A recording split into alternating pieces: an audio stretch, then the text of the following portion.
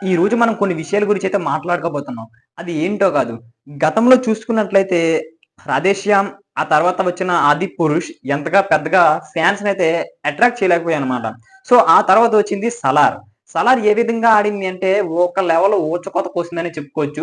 మరీ block buster కాకపోయినా సరే ఒక పాజిటివ్ టాక్‌తోనైతే హిట్ టాక్ అయితే సంపాదించుకుంది. అదే విధంగా 300,00,00,000 బడ్జెట్ పెడితే 600,00,00,000 దాకా అయితే కలెక్షన్‌లయితే రాబట్టిందన్నమాట. సో, ఆ తర్వాత చూసుకున్నట్లయితే మనకి ప్రశాంత్ నీల్ గారు ఒక ఇంటర్వ్యూలోని రీసెంట్‌గా ఒక ఇంటర్వ్యూ అయితే పెట్టడం జరిగిందనమాట. ఆ ఇంటర్వ్యూలోని ఒక విధంగా అయితే మాట్లాడారనమాట. ఏంటి అంటే మన 'సలార్ పార్ట్ 1' ఎందుకు అంటే పర్ఫెక్ట్‌గా ఇంకా అది రాలేదంట. ఎందుకంటే 'కేజీఎఫ్' మీద ఫుల్ ఫోకస్ పెట్టడం కారణంగా 'సలార్ 2' అదే 'సలార్ 1' అంత బాగా రాలేదు అనే విధంగా అయితే మాట్లాడుకుంటూ వచ్చారనమాట. సో 'సలార్ 1'లోని ఒక ప్లాస్టిక్ కత్తి ఉంటది కదా! దాన్ని పట్టుకొని ఉంటారు కదా! దానికి మన 'సలార్ 2'లోని 'శౌర్యంగ పర్వతంలోనైతే ఒక బిగ్గెస్ట్ ఎలివేషన్ సీన్ అయితే ఉండబోతుందంట. దానికోసం ఓన్లీ ఆ ప్లాస్టిక్ కత్తి కోసమే. అంటే ఎందుకు?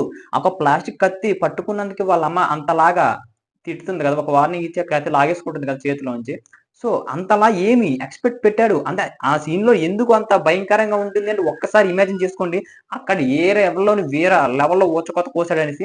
నిజంగా ఆ సీన్‌లోనైతే ప్రతి ఒక్కరికి ఎందుకు ఆ ప్లాస్టిక్ కత్తి పట్టుకున్నందుకు ఎందుకు ఇంతలా ఎలివేషన్ ఇవ్వాలనేసైతే థియేటర్‌లో చూసిన ఆడియన్స్ అయితే చాలా మంది అవాక్కయిపోయారనమాట. ఒక్క ప్లాస్టిక్ కత్తికే చాలా మంది ట్రోల్స్ కూడా చేశారు. సో, దీనికి మించి ఒక ప్లాస్టిక్ కత్తి పట్టుకొని మన దేవ ఏం చేసాడు అన్నది పార్ట్ 2లోనైతే చూపించబోతున్నాడంట. ఇంకొక విషయం ఏంటి అంటే మన 'సలార్ పార్ట్ 2' ఇప్పటి వరకి మన ప్రశాంత్ నీల్ గారి కెరియర్‌లోని one of the best script అని కూడా చెప్తున్నారంట. మన నీల్ గారే మొన్న చెప్పారు ఒక ఇంటర్వ్యూలోని ఈ విధంగా.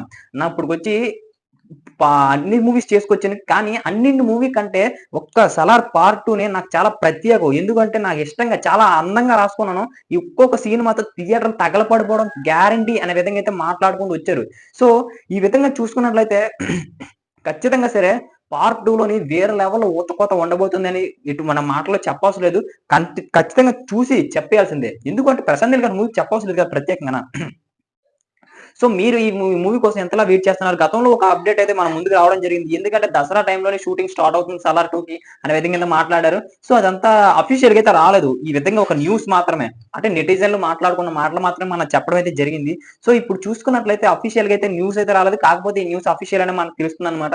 ప్రశాంత్ నీల్ గారు భవిష్యత్తులో ఒక గొప్ప మూవీని అంటే ఒక మంచి స్క్రిప్ట్‌ని సొంతంగా అంటే ఇప్పటికొచ్చి మన ప్రశాంత్ నీల్ గారు సాటిస్ఫై అయిన స్క్రిప్ట్ అయితే ఒకటి కూడా లేదని అతనైతే చెప్పారు. కాకపోతే నేను 'సలార్ 2' ఈ స్క్రిప్ట్‌కి అయితే చాలా చాలా సాటిస్ఫై అయ్యాను. చాలా నచ్చింది కూడా నాకు ఇప్పుడు అంత అందంగా రాసుకున్న నా మీద నాకే ప్రౌడ్‌గా అనిపిస్తుంది అనే విధంగా అయితే మాట్లాడుకుంటూ వచ్చారన్నమాట. మరి మీరేమనుకుంటున్నారో కామెంట్ చేసేయండి. 'సలార్ 2' కోసం ఎంతమంది వెయిట్ చేస్తున్నారో కామెంట్ చేసేయండి. Thank you.